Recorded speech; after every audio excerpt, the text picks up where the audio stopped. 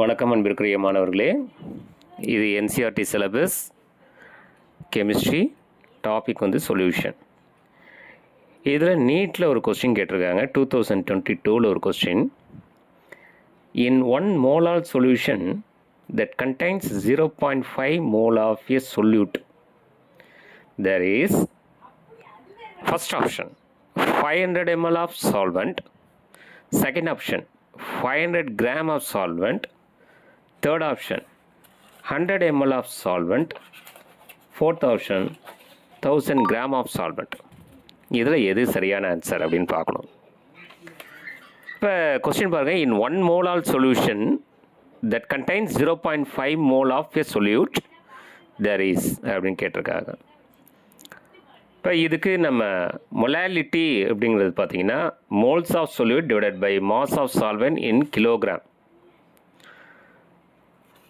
இப்போ நாம் அந்த அமௌண்ட் ஆஃப் சால்வெண்ட் அப்படிங்கிறத நம்ம எக்ஸ் கிராம்னு வச்சுக்கலாம்.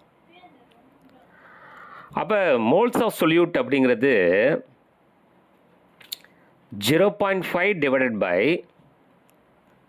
எக்ஸு. மாஸ் ஆஃப் சால்வெண்ட் அப்போ எக்ஸ் டிவைடட் பை 1000 வரும். அப்போ பாருங்கள் என்னென்னா 0.5 divided by x divided by 1000 வரும்.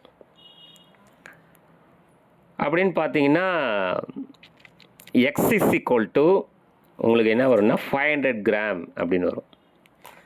X is equal to 500 gram. நான் எக்ஸ் பை 1000 தலைகீழாக்குனீங்கன்னா 1000 டிவைடட் பை எக்ஸ்ன்னு வரும். கரெக்டுங்களா? அப்போ 0.5 இன்ட்டு 1000 மல்டிப்ளை பண்ணிங்கன்னா உங்களுக்கு ஆன்சர் 500 அப்படின்னு வரும். அப்போ எக்ஸ் ஈக்குவல் டு 500.